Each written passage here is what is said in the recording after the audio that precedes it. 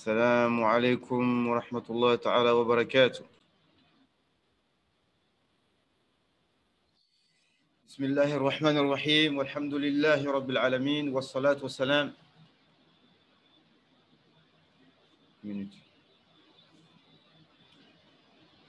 بسم الله الرحمن الرحيم والحمد لله رب العالمين والصلاة والسلام على المبعوث رحمة للعالمين سيدنا محمد وعلى آله وأصحابه أجمعين أما بعد. Donc ici, on est arrivé, donc, comme j'ai dit, on va parler aujourd'hui sorcellerie. Wal'iyadhu billah. On va parler sorcellerie. Donc, ce verset, il vient après le verset qui disait A'udhu billahi minash shaitanir rajim. وَلَمَّا جَاءَهُمْ رَسُولٌ مِّنْ عِندِ اللَّهِ مُصَدِّقٌ لِمَا مَعَهُمْ نبذ فريق من الذين أوتوا الكتاب كتاب الله وراء ظهورهم كأنهم لا يعلمون. نعم. Ceci est la main droite. Non. Ici, Allah nous dit, et lorsque leur vient un prophète de la part d'Allah subhanahu wa ta'ala qui confirme ce qui était avec eux, certains d'entre eux cachent le livre d'Allah derrière leur dos comme s'ils ne savaient pas. Ils cachent le livre d'Allah Azza wa Jal derrière leur dos comme s'ils ne savaient pas. Ici, en fait, dans les tafsirs, il nous explique que donc, les Juifs, ils avaient la Torah. Donc le livre d'Allah, il s'agit de quoi? Il s'agit, on va dire, de la Torah. Et au lieu de suivre la Torah qui leur demande de suivre le Coran, et bien eux, ce qu'on va voir, c'est qu'ils vont suivre carrément autre chose, c'est-à-dire la magie. Pour avoir, toujours pour avoir le pouvoir. Encore une des choses qui fait que les gens refusent la guider, c'est l'amour du pouvoir et avoir les honneurs. C'est connu, les Juifs et les chrétiens aussi aujourd'hui, et beaucoup de ceux qui refusent la vérité, c'est qu'ils savent que si ils deviennent musulmans, ils vont perdre le statut qu'ils avaient avant. Parce que maintenant, en tant que musulmans, ils seront suiveurs, ils ne pourront plus avoir le statut qu'ils avaient. Ou alors, à cause des préceptes de l'islam, ils ne pourront plus se permettre de faire ce qu'ils faisaient comme choses qui sont interdites dans l'islam. On va voir ça à la fin, je dis ça avant que j'oublie, c'est que la sorcellerie, aujourd'hui, même les gouverneurs des pays, malgré que on soit dans un monde moderne, etc., eh bien, ils utilisent encore la sorcellerie pour maintenir leur pouvoir ou pour connaître certaines choses, comme on va le voir. Parce que S7 dit, donc ici, il nous dit que, comme c'est connu d'ailleurs, que il nous dit que les marabouts, qu'on appelle les marabouts et les devins, ils envoient, donc il y a les djinns qui montent au ciel et qui entendent ce qui se passe, qui entendent ce qui se passe, comme un tel va mourir, il va se passer telle chose, il va se passer telle chose. Ils entendent tout ça. Et ils reviennent et ils disent aux devins, et donc ils le disent aux gens. Et ensuite, ils rajoutent des mensonges par-dessus. Et donc les gens, ils y croient, parce que quand ils disent un tel va mourir à telle date, et que ça se passe, il va se passer telle chose, ça se passe, il va te dire le nom de ta mère ou de ton grand-père, etc. Donc les gens y croient. Et ensuite, les gens ont compilé des livres avec toutes ces informations-là. Et ils ont mis ça ils ont mis ça dans des... Ils ont compilé tout ça. Et Suleiman, lui, il a pris tout ça, il a caché sous son trône. Il a pris tout ça, il a caché sous son trône. Parce que les gens finissaient par croire que les djinns et les devins croient en l'invisible. Et Suleiman, alayhi salam, il disait, celui qui dit que les djinns croient en l'invisible, je lui tranche la gorge. Donc après, le temps est passé, les générations sont passées et les shayatines sont venus sous forme humaine voir les bénis Israël pour leur dire, vous savez, il y a un trésor sous ce trône, et c'est avec ça que Suleiman réussissait à maîtriser les djinns, et les animaux, etc. Naam.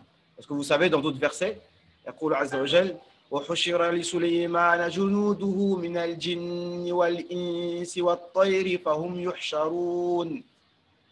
Donc, tous les matins, ils venaient en rang devant lui. Ils étaient tous soumis, comme on le sait dans plusieurs autres versets du Coran. Les djinns étaient soumis à lui. Les djinns, bâtisseurs, banna. Et on voit le symbole des francs-maçons. Les bâtisseurs, les maçons. D'accord? Parce qu'ils travaillent avec les djinns, mais pour le mal. C'est ça qu'ils ont dû ressortir, les francs-maçons. Banna. Et d'ailleurs, il se dit, malheureusement, j'ai eu du mal à y croire, mais apparemment c'est vrai. Donc, Al-Hassan, Al-Banna, en fait, Al-Banna, ce n'est pas son vrai nom. C'est un surnom qu'il a choisi parce qu'effectivement, il était franc-maçon, malheureusement. Et les francs-maçons, c'est des gens, donc ils piochent un peu partout et ils nous font une idéologie un peu universaliste. Il y a un peu d'islam, un peu de chrétienté, un peu de tout, un peu d'humanisme. Et pour à la fin, de toute façon, c'est un objectif qui est clair, c'est de faire la da'wah pour le mal, pour le shaitan. Et quand il a mis, tous ses livres sous son trône, les djinns ne pouvaient plus se rapprocher, sinon ils brûlaient. Non. Et dans d'autres versets aussi, lorsque Sulayman est mort, et bien là maintenant, c'est là qu'ils ont dit, bon maintenant la voie est libre. Mais dans Surat Saba, Allah il nous dit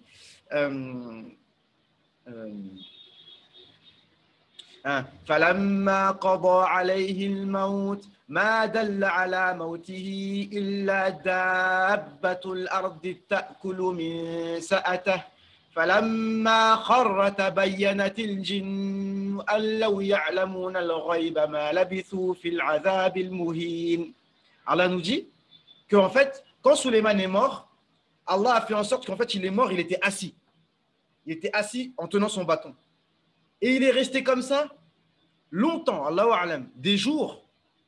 Et les djinns croyaient qu'il était toujours vivant, qu'il était toujours assis sur son trône. Ma dallahum ala mawtihi illa dabatul ardi ta'kulu min sa'ata. Que les fourmis qui ont commencé à manger son bâton, et quand ils ont mangé son bâton, là il est tombé. Falamma kharra tabayyanatil jinn allahu ya'lamuna al-ghayb ma labithu fil 'adhab al-muhin. Donc lorsqu'il est tombé, maintenant c'est apparu clairement pour tout le monde, même pour ceux qui croyaient que les djinns connaissent l'invisible, que s'ils connaissaient l'invisible, eh bien ils ne seraient pas restés dans ce châtiment avilissant. Non. Comme vous savez, le Coran s'explique par lui-même. Donc c'est pour ça que je vous ai demandé un délai pour commencer le dars, parce que il y a encore des choses à dire. Il y a pas mal de choses, mais on va se contenter de ça. Donc ça, c'est la première chose. Et ensuite, donc, les Juifs ont cru ce que les djinns ont dit au sujet de Sulayman, comme quoi Sulayman a fait de la sorcellerie. Donc, on trouve dans les ouvrages chrétiens et juifs que Salomon, en fait, c'est un sorcier. Salomon, c'est un mécréant, subhanallah. D'accord? Et Allah, dans le Coran, il réfute cela. وَاتَّبَعُوا مَا تَتْلُو الشَّيَاطِينُ عَلَى مُلْكِ سُلَيْمَانَ وَمَا كَفَرَ سُلَيْمَانُ وَلَكِنَّ الشَّيَاطِينَ كَفَرُوا.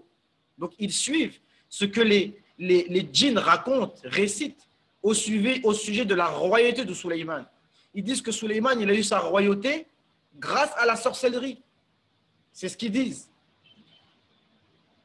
وَمَا كَفَرَ سُلَيْمَانُ وَلَكِنَّ الشَّيَاطِينَ كَفَرُوا.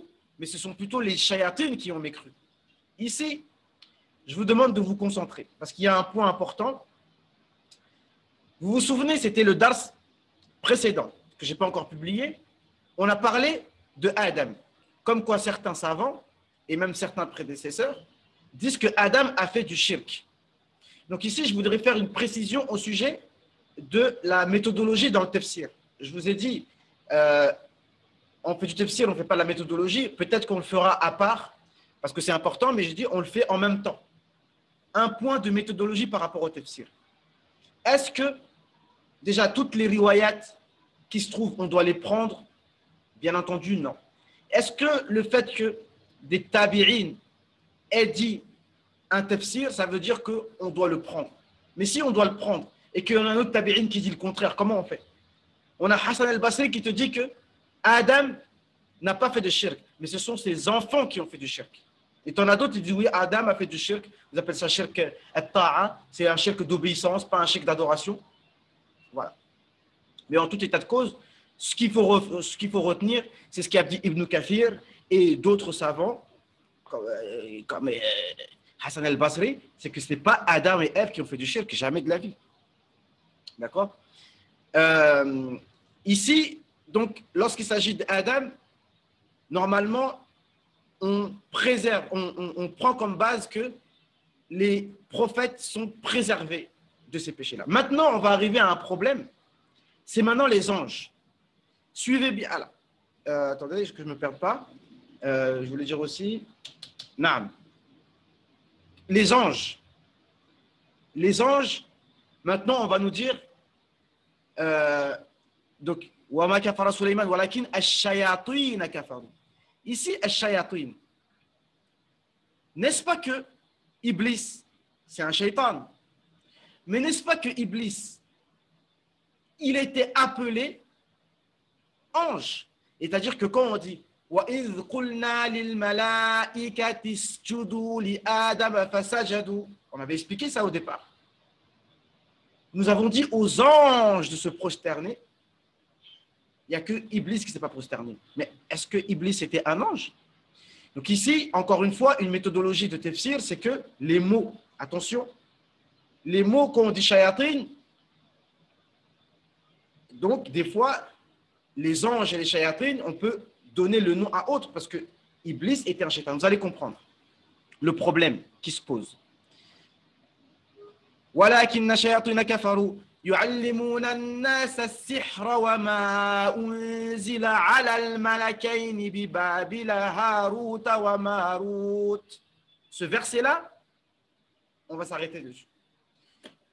Ils apprennent, donc les shayatines apprennent aux gens la magie et ce qui a été descendu sur les deux anges, Harut et Marut. Ici, on a en fait le même Tabari, je crois, qui lui-même disait que Adam a fait du shirk, donc il n'a pas pris en considération la isma du prophète. Mais ici, en ce qui concerne les anges, il a essayé de faire tout son possible, et comme d'autres ulama, de faire tout leur possible pour essayer de faire comprendre que non, en fait, Harut ou Marut, ce n'est pas des anges, c'est pas des anges. Mais c'est deux personnes, deux êtres humains qui s'appellent Harut et Marut. Et que c'était, alors ils ont appris ça à Babylone, chez deux hommes qui s'appellent Harut ou Marut. Et ils ont fait du taqdim et du ta'khir. En gros, donc je ne regarde pas mes notes parce que je vais me perdre. Mais il dit que, ici, quand on prend le verset, en fait, tu inverses. Alors je vais vous dire, regardez comment ils ont pris. يُعَلِّمُونَ النَّاسَ السِّحْرَ بِبَابِلَ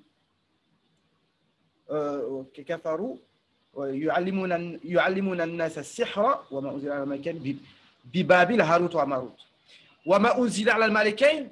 Et ce qui a été descendu sur les anges, en fait, ils disent qu'il n'y a وما أنزل على الملكين, c'est-à-dire qu'il n'y a pas du sihr qui a été descendu sur les anges.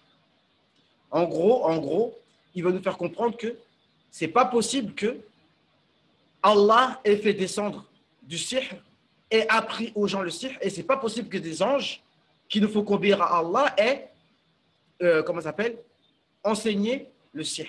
En gros, c'est ça. Et donc, ils ont essayé, n'est-ce pas, d'interpréter les versets d'une telle manière que, non, c'est pas possible que ce soit les anges.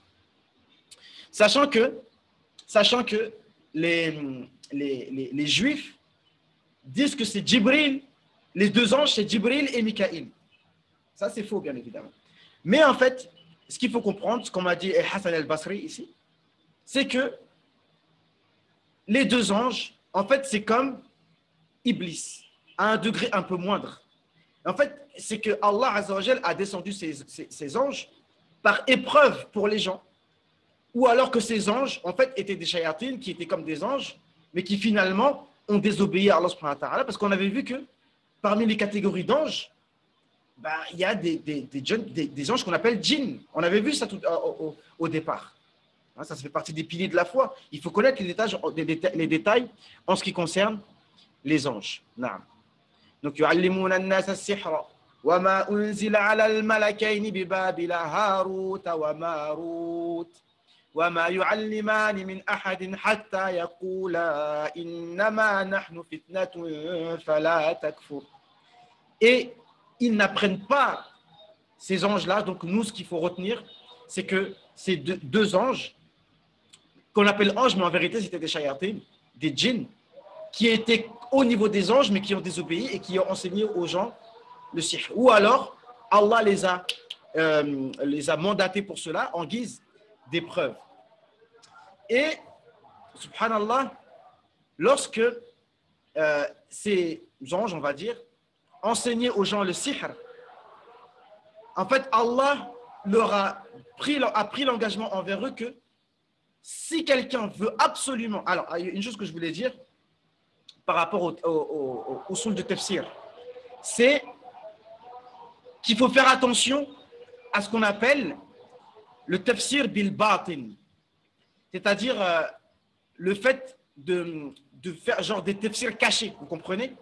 Vous voyez, moi, j'ai jamais fait ça jusqu'à présent. Des tafsirs cachés, ça veut dire des sens du Coran que vous n'avez pas compris. Quand je dis qu'il faut faire attention, c'est qu'il ne faut pas non plus rejeter totalement les sens cachés qu'on peut trouver dans les versets du Coran, comme il ne faut pas non plus considérer que les sens apparents des versets ne sont pas le sens voulu, mais que le vrai sens, c'est le sens caché. Donc ça, c'est un point de méthodologie de tafsir et c'est un point de aqida aussi. Parce qu'il y a des gens qu'on appelle batiniya, en plus qui ont sévi dans les temps, au temps des croisades, etc. Des gens vraiment qui cachaient, soi-disant que tout est secret, tous les sens sont cachés. Donc ça, c'est un problème. Et je vais citer un exemple qui montre qu'on ne doit pas non plus, en fait, pour bien comprendre les sens cachés, bien entendu qu'il y en a. Mais avant de trouver les sens cachés, il faut avoir des bases saines de compréhension et d'abord comprendre les sens apparents et dans un deuxième temps, éventuellement, tu évoques un sens caché sans toutefois être catégorique de dire que c'est ça qu'Allah a voulu. C'est ça qui est problématique. Parce que dire que c'est ça que Allah a voulu sans science, c'est très grave. Donc dans le tafsir, on ne joue pas avec le tafsir. J'ai un livre ici que je viens d'acheter qui parle des égarements qu'il y a dans le tafsir du Coran. Et ça, c'est un sujet très important parce qu'à notre époque, oui, il y a des gens qui ont étudié, qui connaissent les bases de tafsir, qui connaissent la langue arabe, qui connaissent les hadiths, etc., mais qui jouent en fait avec ça pour donner des tafsirs cachés ou alors pour critiquer le prophète sallallahu alayhi wa sallam, pour critiquer les sahaba, et on va voir tout ça. Et on va voir à la fin, justement en parlant de sihr, que ces mêmes gens-là, la page d'après qu'on va étudier, c'est la page de l'abrogation. Donc ça reste dans le sujet du sihr parce qu'ils ont des belles paroles, ils sont soi-disant, vous savez, les orientalistes, soi-disant, ils sont scientifiques, etc. Ils ensorcellent les gens et beaucoup tombent dans cette fitna-là. Et wallah, le Coran, c'est magnifique. Donc, on reprend. L'exemple, c'est l'exemple du bâton de Moussa. Je vous pose une question. Répondez-moi par écrit si vous voulez, ou je vais juste une question, mais c'est pas une question en fait. Je vais répondre moi-même, parce que je sais que des fois vous n'êtes pas à l'aise pour prendre la parole. Mais si je vous pose la question, pourquoi est-ce que Allah subhanahu wa ta'ala a demandé à Moussa de jeter le bâton? Ça, c'est un cas très important. Pourquoi? La réponse qu'on doit donner, la première réponse qu'on doit donner normalement, c'est que Allah a demandé à Moussa de jeter le bâton en guise d'entraînement. En guise d'entraînement avant d'aller pratiquer ça devant Pharaon, pour s'entraîner. Parce que pour toute chose, il faut s'entraîner. Avant de combattre, un combattant, il doit toujours s'entraîner avant de combattre. D'accord? L'entraînement. Dans un deuxième temps, on peut dire, là ça peut être un sens caché, un sens spirituel, c'est que lorsqu'Allah Azza wa Jalla a demandé à Moussa de jeter le bâton, qu'est-ce qu'il a dit? Allah a demandé, qu'est-ce qu'il y a dans ta main, ya Moussa? Moussa, il a commencé à parler. Hiya asaya, atawakka'u alayha, wa ahushu biha ala ghanami, wa liya fiha ma'arib ukhra. Je fais telle chose et d'autres choses encore. La sourate Taha. Comme si Allah ne savait pas. Et ensuite, Allah lui a demandé de le jeter pour faire comprendre que oui, tu t'appuies dessus. Oui, tu l'utilises pour guider tes troupeaux. Oui, tu l'utilises pour telle et telle chose. Mais sache que l'utilité de ce bâton, c'est l'utilité que Allah veut lui donner. Le bâton est ce que Allah veut. Donc la réponse qu'il aurait dû donner, c'est Allahu A'lam. C'est quoi ce bâton? Allahu A'lam. Si on te pose la question, c'est quoi ça? Si le prophète sallallahu alayhi wa sallam te pose la question, c'est quoi ça mon frère? C'est quoi ça? Tu dois dire quoi? Allahu wa rasuluhu a'lam. C'est ça qu'on doit répondre. C'est quoi que tu as sur la tête là? Allahu a'lam. Comment tu t'appelles? Allahu a'lam. Devant Allah et son prophète, tu dis Allahu a'lam. Quand Allah a demandé, le prophète sallallahu alayhi wa sallam a demandé au pèlerinage d'adieu, en quel mois sommes-nous? En quel mois sommes-nous? Ils ont dit, ah, on dirait qu'il va nous dire qu'on est dans un autre mois. Où sommes-nous? Ah, on dirait qu'il va nous dire qu'on n'est pas à la Mecque. Allahu a'lam. D'accord? C'est comme ça qu'on doit. Et ça c'est là, c'est un sens caché. Mais si on dit que c'est ça qu'Allah a voulu, c'est le premier sens qu'on donne, là, ça pose un problème. Ça pose un problème. Vous voyez? Mais donc, il faut avoir une méthodologie. Donc, ici, pourquoi je disais ça? Parce que Allah, il dit Walakin ash-shayatin kafaru. Ensuite, Allah, il dit al-malakain. Oui, Allah, il a dit malakain. Mais maintenant, tout ce que je vous dis là, c'est pour vous faire comprendre quoi? C'est que quand Allah il dit malakain, est-ce que malakain, c'est vraiment des anges comme Jibril et Mikaïl, ou alors malakain, c'est les shayatines qui sont cités plus haut? Parce que le Coran, il se prend entièrement.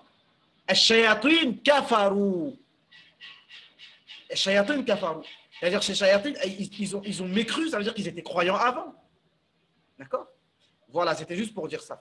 Wallahu a'lam. D'accord? Ici, le malakain, comme il dit, de toute façon, ce n'est pas moi qui le dis, ce sont, et je peux vous dire, parce que je suis perdu dans mes notes, kama sabaq. Écoutez ici, وذهب كثير من السلف إلى أنها كان ملكين من السماء. Beaucoup de salafs ont dit que c'était des anges venant du ciel. وأنهما أنزلا إلى الأرض, et qui sont descendus sur terre. فكان من أمرهما ما كان. Et il s'est passé ce qui s'est passé. وعلى هذا فيكون الجمع بين هذا وبين ما ورد. Parce que là, il a cité avant le tafsir tiré par les cheveux pour dire que ce ne sont pas des anges, mais que c'est deux hommes qui s'appellent Harut ou Marut. Donc, comment on peut réunir entre les deux avis? فيكون الجمع بين ما ورد من الدلائل على عصمة الملائكة. Donc, on sait que les anges, pareil, ils sont préservés, ils ont l'isma. أن هذين سبق في علم الله لهما هذا. Que Allah savait que ça allait se passer comme ça. فيكون تخصيصا لهما. Donc, c'est spécifique pour eux. فلا تعارض حينئذ. Donc, il n'y a pas de contradiction. C'est spécifique pour eux. Allah les a mandatés pour faire cette mission. كما سبق في علمه من أمر إبليس ما سبق. Au même titre que Allah savait ce qui allait se passer avec Iblis. في قوله إنه كان من الملائكة. En disant que Iblis était parmi les anges. لقوله تعالى وإذ قلنا للملائكة اسجدوا لآدم فسجدوا إلا إبليس أبى. Lorsque nous avons dit aux anges de se prosterner, sauf Iblis. À moins que, en arabe, il y a ce qu'on appelle istithna munqati'. Istithna munqati', ça existe en arabe. C'est-à-dire, tous les Camerounais sont sortis de la salle, sauf Abdullah le Congolais. Alors, on a dit, tous les Camerounais sont sortis, sauf un, qui est Abdullah le Congolais. Mais Abdullah le Congolais, ce n'est pas un Camerounais. Donc, ça s'appelle istithna munqati'. Donc, ça, c'est Ça s'étudie dans la langue arabe et l'istisna munqati' dans le i'rab, il a une spécificité dans la règle grammaticale. Il ne respecte pas totalement les mêmes règles grammaticales. De toute façon, ça m'est sorti de la tête. Mais je sais qu'il y a une règle grammaticale spécifique à l'istithna munqati'. نعم. إلى غير ذلك من الآيات الدالة على ذلك مع أن شأن هاروت وماروت على ما ذكر أخف مما وقع من إبليس. Sauf que ce qu'a fait Harut ou Marut, c'est moins grave que ce qu'a fait Iblis. Vous voyez un peu? Donc ce que j'ai dit, ça ne sortait pas de ma tête. Maintenant, écoutez ça. Lorsque ces anges-là, comme on l'a dit, Allah a pris l'engagement que celui qui veut absolument apprendre la magie de vous, vous devez leur dire attention, ne soyez pas mécréants, c'est une fitna, n'apprenez pas la magie. Celui qui insiste, il dit d'accord. Il lui a dit va uriner sur ce ramad, comme du charbon comme ça. Bref, tu urines sur du charbon, on va dire. Et quand ils font ça, il y a une lumière qui part de leur cœur, qui monte au ciel. Et ça, c'est quoi? C'est leur iman. C'est leur iman qui part. Et les anges disent, astaghfirullah, qu'est-ce que vous êtes en train de faire? Et ensuite, il y a quelque chose, une fumée noire qui descend et qui rentre dans leurs oreilles et partout. Et ça, c'est la colère d'Allah subhanahu wa ta'ala. C'est-à-dire, khalas, ils ont échangé. Tu as pris ta décision, tu voulais absolument faire ça, eh bien vas-y, assume maintenant. Et dans les aqwal, ils disent que personne ne peut avoir l'audace de faire de la magie sauf un mécréant. Sauf un mécréant. Naam. يعلمون الناس السحر وما أنزل على الملكين ببابل هاروت وماروت وما يعلمان من أحد حتى يقولا إنما نحن فتنة فلا تكفر فيتعلمون ما يضرهم ولا ينفعهم ولقد علموا لمن اشتراه ما له في الآخرة من خلاق وما يفرقون به. Bref, ils ont échangé. Ils apprennent ce qui leur font du tort et ce qui ne leur fait pas du bien. Donc, évidemment, c'est haram d'apprendre la sorcellerie. D'accord? On n'a pas à apprendre comment ils font. On ne va pas t'apprendre, il faut faire telle chose, uriner comme sur telle chose, faire telle chose. Tu n'as pas le droit d'apprendre ces choses-là. On n'a pas le droit d'apprendre ces choses-là. D'accord? Mais on doit savoir comment s'en préserver. D'accord? De toute façon, avec le Coran, avec la piété. D'accord? Et ici, ils apprennent ce qui sépare entre l'homme et la femme. Il y a un hadith qui dit Man ata kahinan aw sahiran fasaddaqahu bima yaqul faqad kafara bima unzila ala Muhammad sallallahu alayhi wa sallam. Celui qui va voir un magicien et qui croit en ce qu'il dit, il a mécru à ce qui a été révélé au prophète sallallahu alayhi wa sallam. Ça, c'est une parole de Abdullah ibn Abbas. Donc, ce qui sépare entre l'homme et la femme.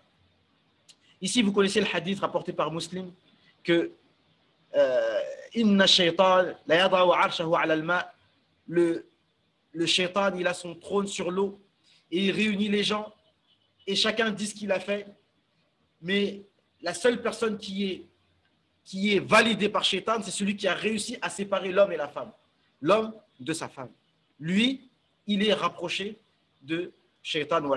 Et aujourd'hui, on voit, et à toutes les époques, il y a toujours eu, voilà, c'est quelque chose de compliqué. Si on commence à parler des relations entre hommes et femmes, c'est très compliqué. Mais Allah nous dit ici que la source du problème souvent, c'est le shaitan. C'est le shaitan. Et tout ce qu'on voit aujourd'hui, le féminisme, etc., tout ce que, à chaque fois, on fait des ouest-ouest à la femme pour qu'elle ait un tel et tel comportement, ça ne date pas d'aujourd'hui. Mais ça, tout ça, c'est satanique. Tout ça, c'est satanique. Et comment ça se manifeste? C'est que la femme ou l'homme voit son conjoint. C'est-à-dire, normalement, regarde, t'es beau gosse, machallah, t'as le nour, t'as un bon comportement, mais elle te voit. C'est pas comme si ton nez il s'allonge, tes yeux sont bizarres, ta bouche elle est bizarre. C'est-à-dire, elle te voit moche, quoi.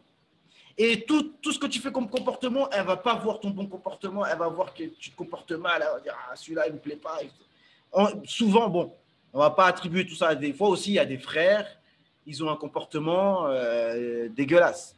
d'accord? Et puis, ils prennent pas soin d'eux. Ça aussi, c'est une réalité. Il faut aussi, il faut pas aider le shaitan aussi sur ça, d'accord?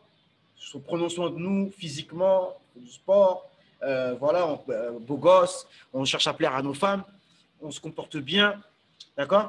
Et vice-versa, d'accord? Mais voilà, c'est ça qui se passe. Et donc, bien évidemment, وَمَا هُمْ بِضَارِّينَ بِهِ مِنْ أَحَدٍ إِلَّا بِإِذْنِ اللَّهِ أي إِلَّا بِقَضَاءِ اللَّهِ سبحانه وتعالى. Le sihr ne peut avoir d'effet que par la permission d'Allah subhanahu wa ta'ala. Et quand il a effet, c'est le qada d'Allah subhanahu wa ta'ala. Allah a décrété que ça allait arriver, que le sihr va te toucher, mais ça, c'est le qada. Allah azza wa jalla, il nous éprouve dans ce monde par différentes choses. D'accord? Pareil, dans les versions authentiques, le prophète sallallahu alayhi wa sallam aurait été touché par le sihr, mais pareil, il y en a qui réfutent cela, non, c'est pas possible, etc. C'est des choses qui arrivent, d'accord? Et il a été touché dans son corps, il a imaginé certaines choses, mais ça n'a pas touché du tout à la prophétie. C'est pas parce qu'on dit sahir, on l'a traité de sahir pour des raisons, parce que il dit qu'on l'a traité de sahir parce qu'il réussissait à séparer justement le fils, enfin, il réussissait. Le fait, c'est qu'il sépare le fils de son père, donc ils disent que c'est un magicien, mais ils ont dit ça juste parce qu'ils n'avaient rien d'autre à dire. D'accord? Mais ça ne veut pas dire que si on dit que le prophète a été touché par le sihr, ça veut dire que ça pose un problème. Non. Voilà ce qu'on peut dire. De toute façon, le temps est terminé. On en a assez dit, alhamdoulilah. Donc, j'ai pas. De toute façon, quand je prends trop de notes après, je me perds, mais j'ai dit ce que j'avais à dire. Je regarde si j'ai oublié des choses importantes. Donc, c'est Babylone. Hein, effectivement, Babylone, hein, c'est connu. Hein, une ville qui était en Irak, avec la ville qui s'appelle Océanus. Je ne sais pas si Océanus c'était un titan de l'époque ou bien le lieu Océanus. Bref, ils ont parlé de ça dans les tafsirs. Donc ça nous ramène à certaines clés historiques, géographiques qu'il est important de comprendre. Quand Allah nous parle de quelque chose, il faut que nous, on soit attentifs. Babylone, c'était une ville avec plusieurs degrés comme ça, avec une ville qui était en colline comme ça, avec plusieurs niveaux. C'était une ville magnifique hein, à l'époque. Hein. Ceux qui ont connu l'époque Rasta, Babylone, Chota Babylone. Parce que Babylone, Zahama, c'était le symbole du mal, en fait. D'accord? Alors, je regarde parce que des fois, il y a des choses qu'on a envie de dire super importantes qu'on oublie. À la fin, on est énervé. Naam. Et justement, par rapport au fait de dire que Harut ou Marut étaient des anges, c'est la parole de Ibn Mas'ud, de Ali, d'Ibn Abbas, d'Ibn Omar, de Ka'b al-Ahbar et de Saddi et Kalbi. Donc vous voyez que des fois même dans les paroles des salafs, c'est qui? Tabari, qui ont essayé de faire le tafsir tiré par les cheveux comme on a dit, alors que Ibn Abbas et tout ce qu'on vient de citer ont dit que c'était en fait des anges qui sont descendus du ciel et qui ont fait ça. Mais c'est Allah qui leur a demandé de faire ça. Ou alors c'est comme en comparaison avec Iblis. Non.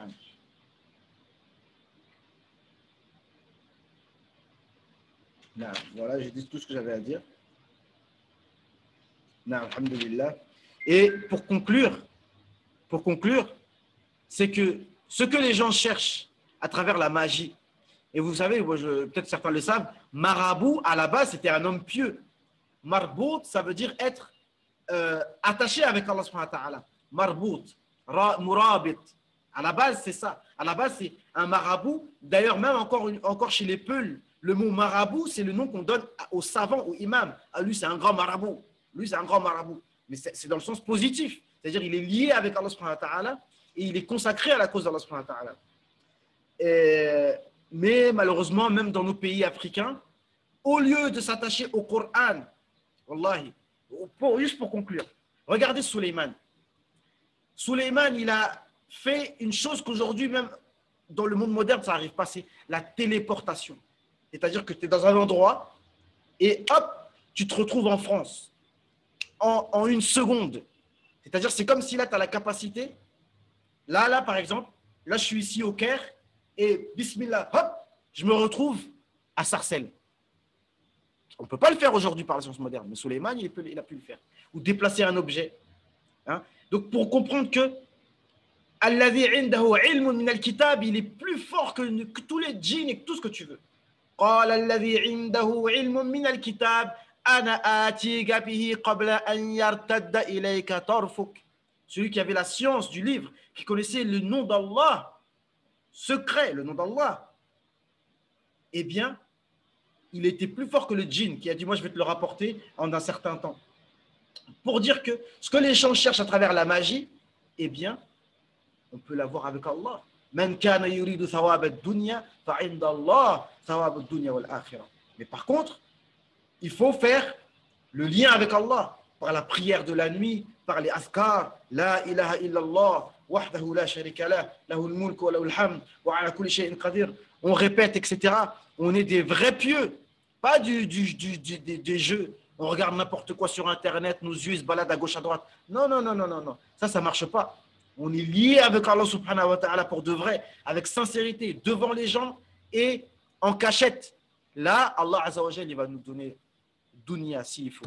Donc, je coupe avant que je sois coupé. Donc, on se dit à la prochaine, Inch'Allah. Donc, notre rendez-vous, c'est lundi, mercredi, samedi à 13h, Inch'Allah, sur le lien Zoom. Jazakum Allahu khairan. Assalamu alaikum wa rahmatullahi ta'ala wa barakatuh. جزاك الله خير. Salam.